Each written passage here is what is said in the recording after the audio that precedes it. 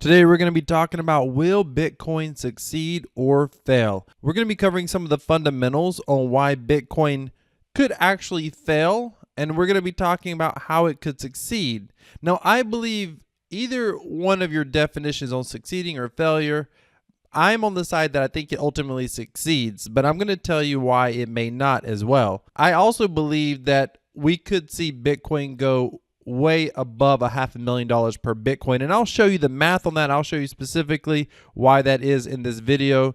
I'm also going to show you how the government may cause Bitcoin to fail. I'm going to cover all that in this video. Also going to show you the government may have already rolled out their own digital currency. It may be live right now. We're going to be talking about that in this video. By the way, nobody is really talking about this except one other person. I'm going to tell you who that is, and you can get some more information for yourself. I'm going to show you that in this video as well. All right, let's get into this. First, I want to tell you right now, I am a staunch believer in cryptocurrency. I believe this technology is going to change the world in a really big way. So let's define what I mean by when I say succeed or fail. I'm talking about, will cryptocurrency ultimately succeed as a currency, not just a cool technology, not just some sort of a store of value, but will it succeed as an actual currency? Will we ultimately have Bitcoin or any cryptocurrency for that matter that will be a decentralized currency where we can have our own autonomy with our finances? Let me know what you think. Do you think that's ever going to happen? Let me know down in the comments. And then let's continue watching this video, and I'm going to explain what I think is probably going to happen. Now, I recently did this video over here. I'll link it above. You can watch it. And I went into more details here. Today, I'm going to just show you a little bit of evidence on what I'm talking about in this video. So you can go back and watch this video if you want to get caught up. Now, I got accused of being a little bit confusing. The reality is I knew that I could rank for the search term why Bitcoin will fail. Was I just trying to do it for the views? Was I just trying to show up in the YouTube algorithm? Absolutely. Because what I know is if I want people to understand this technology, I need to give them what they want. If people want to know if Bitcoin will fail, then I need to give them what they want. I need to let them know why it could fail. But I ultimately want them to understand why I believe it's going to succeed. Listen, on my channel, I'll show you how to make money. I'll show you how I'm earning money. I'll show you how to earn passive income. Why? Because that's what most people care about. But if I can show you how to earn passive income in cryptocurrency, and then I can spend part of the time explaining to you why cryptocurrency is fundamentally important for our society, then I will do that every single day. I'll give you what you want if you can just allow me 10% of the time to talk to you about what's most important in this space. And I know most people don't pay attention to the very important topics, the weighty, meaty topics in this space. They don't follow the news stories, the headlines. I get it. Just subscribe to my channel. I'll keep you posted on what's going on. I'll keep you posted on what's going to happen. And I'll also show you some ways that together we might be able to earn some more income in cryptocurrency. Now, by the way, let me just say this. Nothing in this video should ever be seen as financial advice. Yes, I'm going to show you a very real world way that Bitcoin may break at least $500,000 per Bitcoin in this video, but this is not financial advice. This is no guarantee. I'm not a financial advisor. I'm just a YouTuber. I just love to comment on this space, and I have a real passion about it. And if you have a passion about this space, please, ladies and gentlemen, smash that like button. All right. One of the things I mentioned about in this video is that I thought ultimately governments were against Bitcoin, and governments were against any sort of decentralized currency. And the reason is because I think they want to ultimately control their own currency. Governments want to be able to issue their own money. And there's a lot of reasons for it. Like in the U.S., for example, the U.S. dollar is considered the world reserve currency. Part of the U.S. foreign policy is placing sanctions on countries like Iran. If we can't place sanctions, if we don't have if Iran didn't ultimately need the U.S. dollars to conduct international business, which is how most international banks interact with each other, is with U.S. dollars. If they did not need those U.S. dollars, then we could not effectively put sanctions on Iran. So it's in America's best interest, at least, and of course many governments' best interest, to be able to control their own currency, specifically for their own citizens. And in America's case, it's even more important because they want to be able to put sanctions on, people that they see as our enemies, etc. There's been a lot of speculation, though, when Joe Biden was coming into office about Biden being positive for Bitcoin. I mean, there was a lot of speculation.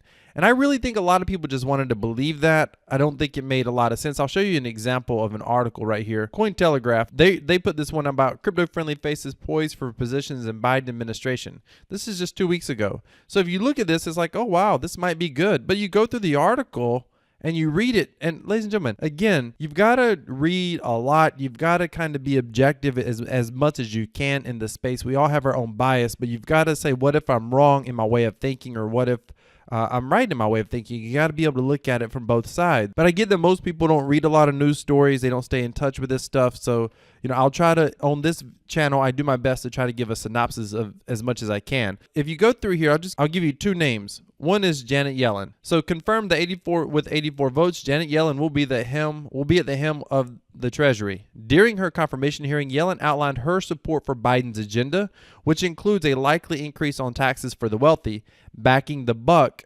to stabilize the U.S. dollar amid attempts to undermine current value through market manipulation abroad, and ensuring the stabilization of the U.S. economy amid the current global COVID pandemic. On crypto, Yellen did not directly address her approach to regulation in the space during her confirmation hearings. However, she did mention that legitimate uses for cryptocurrency should be encouraged, such as means using these types of decentralized finance to improve efficiency in the financial systems. Okay, when you see that, you're like, okay, that could sound positive. But that's if you don't look at the broader picture in context. Come over here to this news article. This is just talking about what she said just in 2018. One of the first key economic positions filled by Biden is that of Treasury Secretary, with the president-elect picking former Federal Reserve Chair Janet Yellen as his nominee. Yellen is known for her combative stance on Bitcoin and cryptocurrency. In October 2018, she said of Bitcoin, "I will just say outright I am not a fan." A year earlier, she dismissed it as a highly speculative asset, while noting that the Fed played little role in cryptocurrencies. Now, if you're telling me, okay, but look, well, that was a couple years ago. We're in 2020. Things have changed. Okay, we'll get to that in a moment. As Treasury Secretary, Yellen would be in charge of formulating the administrative fiscal policy, having a much greater impact on cryptocurrencies, and she's come out swinging. In January of 2020 confirmation hearing, she described crypto as being of particular concern for its role in facilitating criminal activity. What did I say in this video? I said they're going to try to create a PR campaign and say that only criminals use crypto. Let's keep going. She continued, "I think many are used, at least in a transaction sense, mainly for illicit financing. Mainly. That's the only reason people are using cryptocurrency." She clearly has no idea about the entire DeFi space that's existing right now. And I think we really need to examine ways in which we can curtail their use and make sure that anti-money laundering doesn't occur through other channels. Again, I talked about that in this video. Go back and watch this video. Other president picks have taken a more measured stance on Bitcoin. All right. So with that being said, now let's look at what she said most recently. This is just the past week. Janet Yellen warns Bitcoin is extremely inefficient and highly speculative as BTC price plunges. Now, this isn't the most important thing that she said. I want you to understand how she talks about Bitcoin compared to the digital dollar. The U.S. Treasury, Janet Yellen, has warned about the dangers of Bitcoin as the price of cryptocurrency took a nosedive. She sees Bitcoin as a highly speculative asset and is worried about potential losses investors can suffer. Yellen also believes that Bitcoin is not widely used as a transaction mechanism due to its inefficiency, reiterating that her view that the cryptocurrency is often used for illicit finance. Again, there it is. It's bad. Only bad people use Bitcoin. Only bad people use Bitcoin. Janet Yellen's warning about Bitcoin. It's a highly speculative asset, and I think people should be aware it can be extremely volatile. And I do worry about the potential losses that investors can suffer. Let me ask you, do you really think Grandma Yellen actually is concerned in her heart of hearts about the plight of people who are trying to invest in Bitcoin? I don't know. I call BS on that. What do you think? Let me know down in the comments. All right, so we'll keep going. I don't think that Bitcoin is widely used as a transactional mechanism to the extent it is used. I fear it's often for illicit finance. Could someone please show me where she pulled this data from out of her rear? I mean, seriously, The US dollar is used more for illicit finance than practically any currency that exists in the world today, and maybe that's ever existed in the history of mankind because it's used so often. All right, it's an extremely inefficient way of conducting transactions. Okay. Many Bitcoiners bashed Yellen's remarks on social media, accusing the Treasury Secretary of not understanding Bitcoin and advising her to do some research before making statements on the subject. Of course.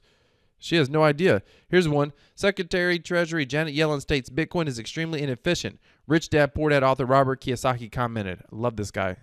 Give me a break. Does she think printing trillions of fake dollars is efficient? Does she not know that more fake dollars she prints, the more efficient and valuable Bitcoin becomes? God bless her. During the same interview, Yellen also touched on the subject of central bank digital currencies. Pay attention. Bitcoin is bad. Bitcoin is bad. Bitcoin is bad.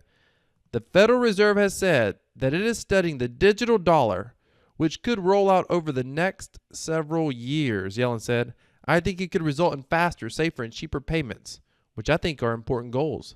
Faster, safer, cheaper. In other words, digital dollar good, digital dollar efficient. Centralized currency that the U.S. government can control, good. Decentralized currency that the U.S. government cannot control, inefficient, bad, according to the Treasury Secretary. Ladies and gentlemen, I'll show you one more here. By the way, I told you on my channel, I don't mind giving you the stuff like, let's make money. How do we make money? Crypto wealth, let's do this. How you can make $50 a day, $100 a day, 1% a day, yada, yada, yada. I got a project I'm about to roll out to our Crypto Passive course members where I'm going to show you that there's a project that's earning about 10% a month. 8 to 10% a month is what it seems to be averaging over the past 2 years. I believe I didn't do the math all the way back, but that's what it looks like it's been averaging for about 2 years. You can't get that in US dollars anywhere. And if you want to know more about that, I'm going to be dropping that video a little bit later this week for our Crypto Passive Profits group. Go down in the description, look for the Linktree link, Crypto Passive Profits membership. You can go ahead and click there. Stay tuned for that video that's going to be coming up. But I'll give you the stuff. I'll show you how we can possibly make money in this space. I'll cover all the investing stuff you want to know about. But at the end of the day, this is the stuff that's most important. And at the end of the day, believe it or not, holding Bitcoin or holding Ethereum may actually end up being long-term the best idea. I mean, if the Fed coin possibly already rolled out their networks, like it's probably live right now from a technical sense. And I will show you how I know that here in a moment. The white paper has essentially been released. We'll get to that in a minute. But people somehow think that the government's going to be friendly to Bitcoin. They're not. They're not. Again, this article is talking about, crypto-friendly faces. Here's one right here, Gensler. One appointment the crypto community is particularly excited about. Ladies and gentlemen, I just wonder who wrote this article. Like, do they know what they're talking about, or are they just reporting? A lot of reporters aren't experts. They just do a little research and they commentate on it. They write up a news story.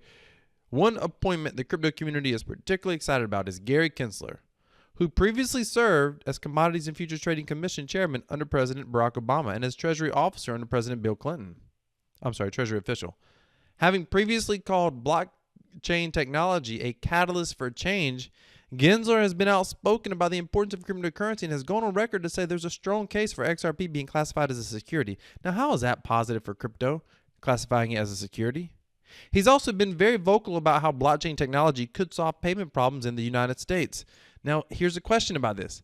Blockchain technology, is he talking about decentralized cryptocurrency or centralized cryptocurrency? As the expected chairman of the Security Exchange Commission, Gensler will be in a prime position to rally support, get this, behind a U.S. central bank digital currency. Particularly amid institutional interest for this product, Gensler could also play a significant role in broad governmental action on crypto and blockchain, such as a consideration of Bitcoin exchange-traded funds. So Bitcoin exchange-traded funds, here we go. What are they used for? Because people keep saying Bitcoin is a store of value.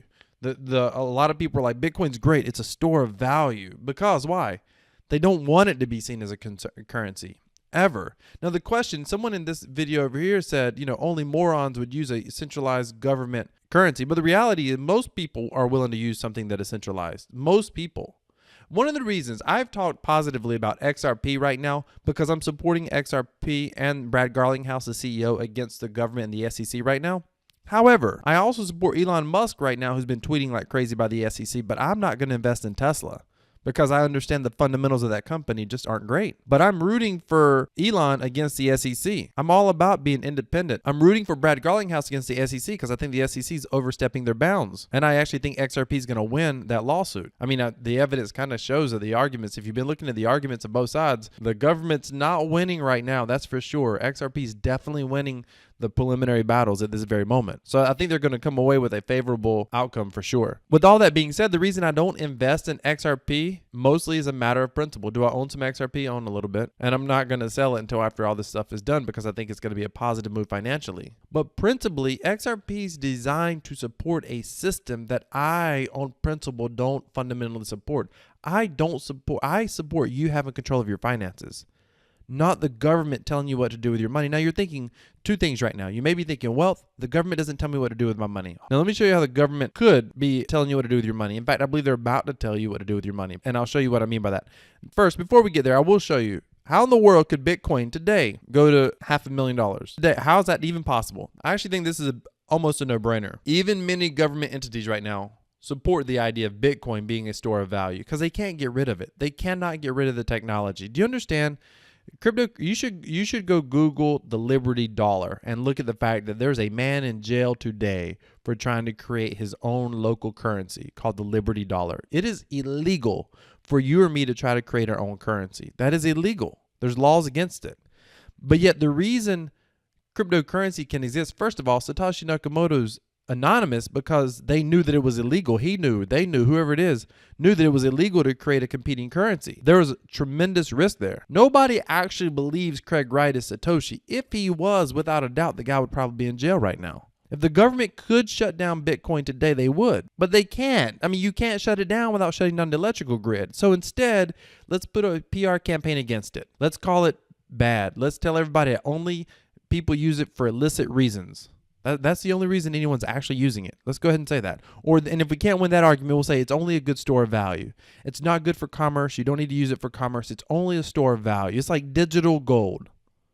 Well, let's go with that argument. Okay, fine. It's digital gold. We'll call it that. As digital gold, right now, Bitcoin has a market cap. Total Bitcoin supply, based on $47,000 price, the total Bitcoin market cap at this very moment is just $888 billion is where we're at right now. It's pretty close to crossing over $1 trillion market cap. Now, understand, what is market cap? It is the current total supply times the price of each one of them. But if Bitcoin was a store of value, meaning it's easier to transport than gold, it's easier to secure than gold, it's easier to transact in with gold. If that was the case, if it was digital gold, currently gold has a market cap of 10.9 trillion. The market capitalization of gold is currently around 10.9 trillion. This value was attained by multiplying the current gold price with the world's above ground gold reserves, meaning based on all the reserves that we're aware of, which is slightly bigger than that, by the way, but of all the reserves that we're currently aware of in the world,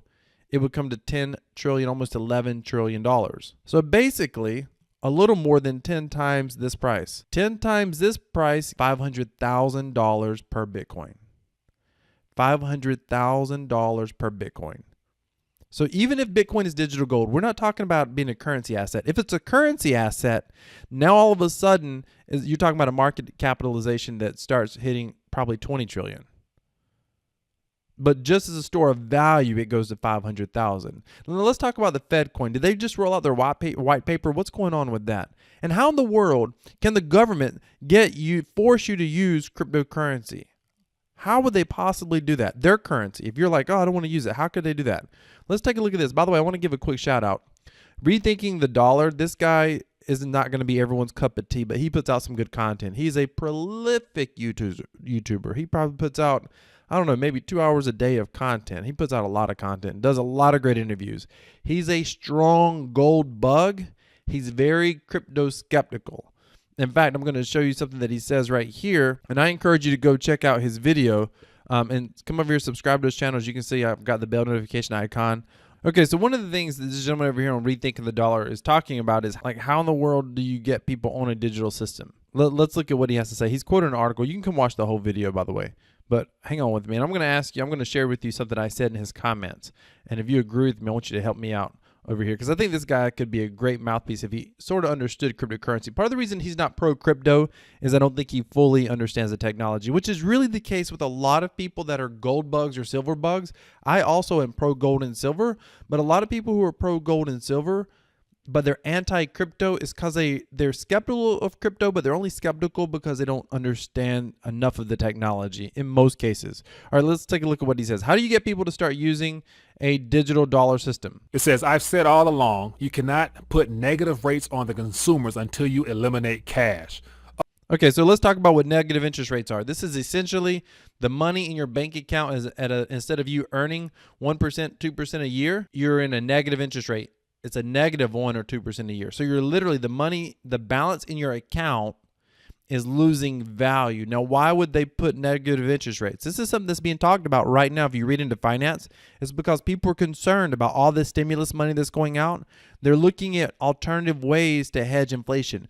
The powers that be realize that massive inflation is on the way, which can destroy economies. So they're looking at what are some possible, if that inflation shows up, what are some things that we can do? One of the things that has been talked about is massive taxation, raising taxes enormously. But then also the problem with taxation is it's difficult when governments raise taxes really high, they never efficiently collect all their tax revenue. Except in a digital dollar-based system, they can easily collect tax revenue. But without that, the other option is negative interest rates. Negative interest rates is where you would force banks essentially to pay the interest rates out of customer accounts. So essentially you would lose a percentage of your balance in your account. It would be a small percent. So they say it doesn't matter, 1 or 2 or 3% a year, 4% a year. However, obviously nobody's going to support that. So when they talk about, he says right here, I've said all along that you cannot put negative interest rates on consumers until you eliminate cash. That's what he's talking about because people would just withdraw their money. Otherwise, savers would withdraw cash from the banks and stuff it in their mattresses to avoid the negative rates. Implicitly, the European Central Bank seems to agree.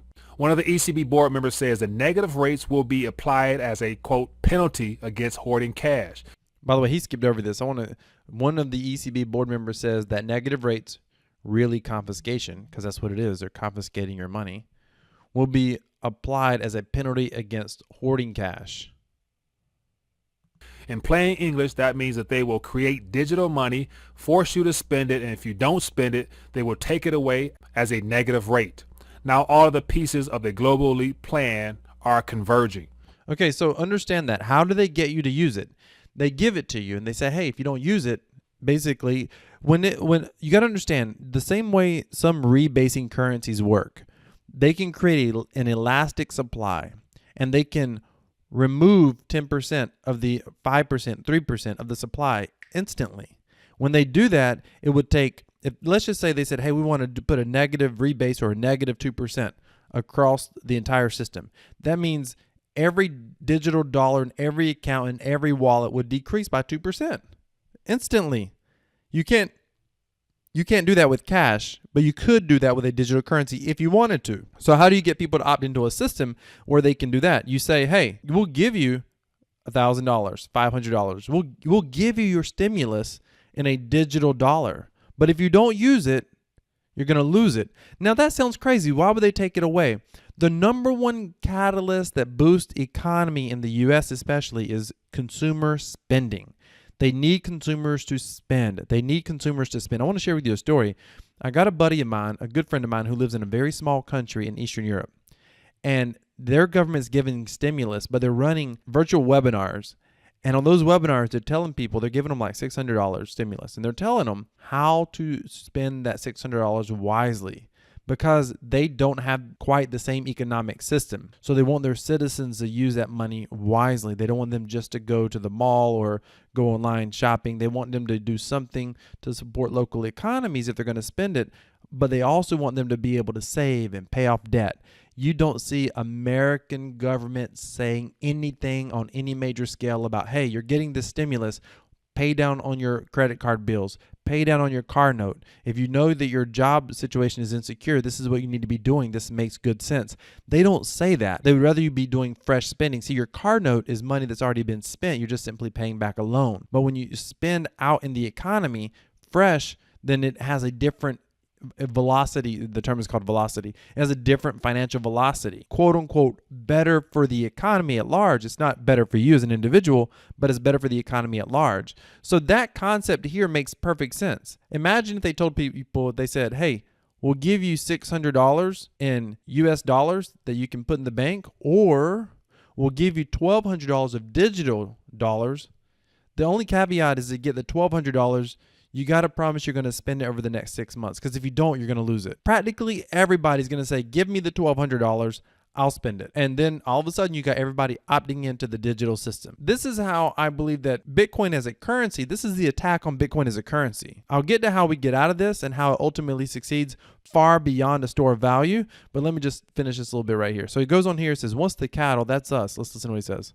Once the cattle, that's us, has been herded into the digital slaughterhouse, we will be told to, quote, use it or lose it. When it comes to our own money, in other words, either we spend the money or the government will take it away. Of course, the spending can be channeled into politically correct causes by excluding unpopular vendors such as a gun dealer or conservative social media platforms from the payment system.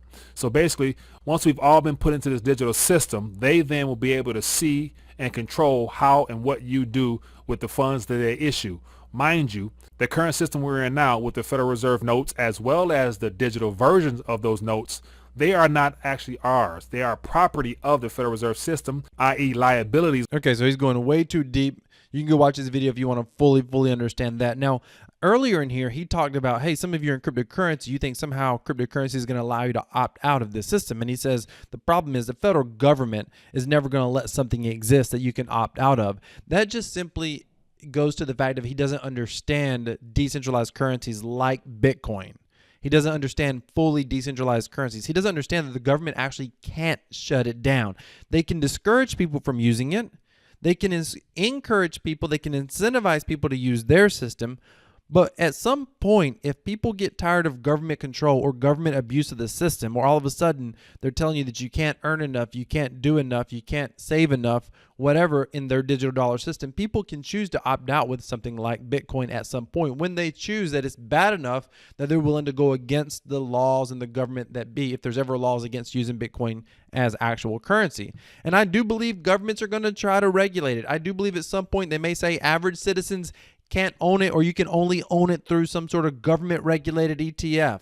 I fully believe that is possible because they do want to limit access. Optimistic as I am about cryptocurrency, I believe that we're actually going to have darker days when it comes to you being able to use Bitcoin freely as a currency, exchange with it freely the way we want to. I believe that we're going to have darker days ahead. But on the other side of that, this is a system that cannot be stopped. And we're always going to have the technology to ultimately, should we choose to be able to opt out, we will have the technology that if we want to be free, if we're tired of government having control, if we want to use our own system and we're not concerned about the threat of jail or the threat because the need is so strong. For example, down in Venezuela, it's illegal to use Bitcoin. They tell them to use the petrodollar, which is their digital currency. People choose to opt out of it all the time.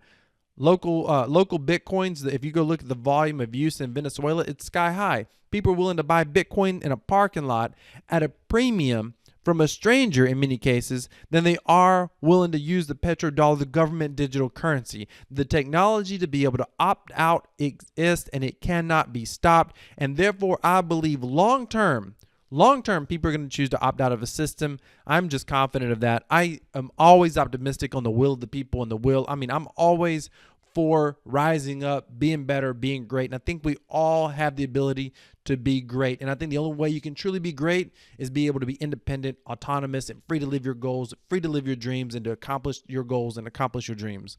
And I want to show you something I put down here in his comments. Do me a favor. If you'll come over here, I would appreciate if you come over here and hit a thumbs up just because I want to bring awareness. He has a great group of people who follow him, and he's a great voice in this space. And I just want to get some attention over here. I put it up here. I said, hey, I love your videos about the current fiat system.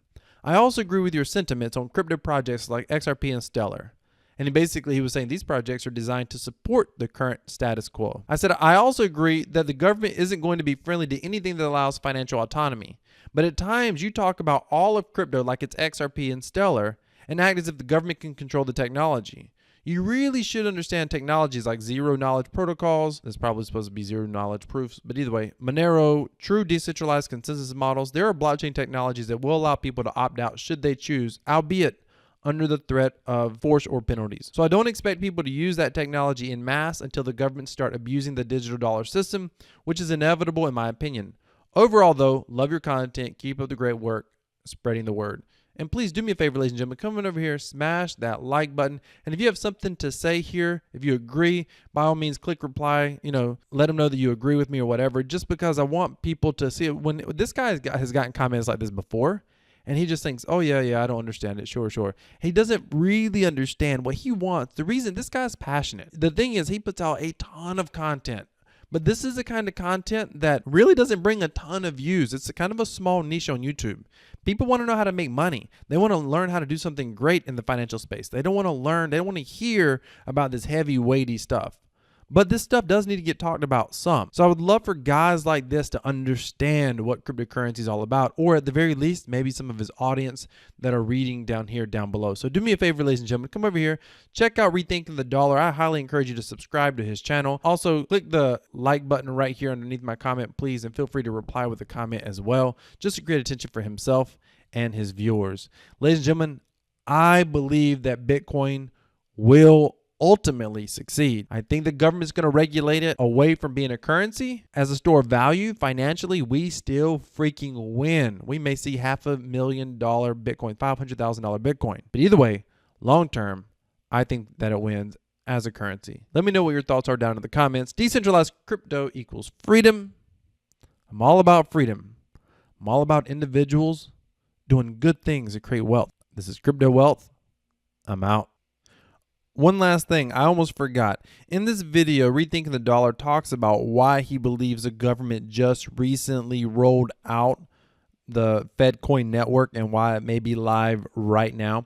He also talks about the FedCoin white paper, which I haven't actually read through, but he shows it here in the video as well. You can take a look at that. I almost forgot about that. I apologize. I do want to say that if you listen to Rethinking the Dollar, a lot of his ideas are conjecture based on what he thinks. It's basically circumstantial evidence, and he draws a lot of conclusions. You don't have to draw the same conclusions that he draws in his commentary, but the evidence that he shows is often compelling enough. And the evidence that he shows is oftentimes more than most people are even aware that it actually exists. Like the FedCoin having a white paper. Like events that appear that the FedCoin network could be live right now. I'll link this video at the end so you can watch it.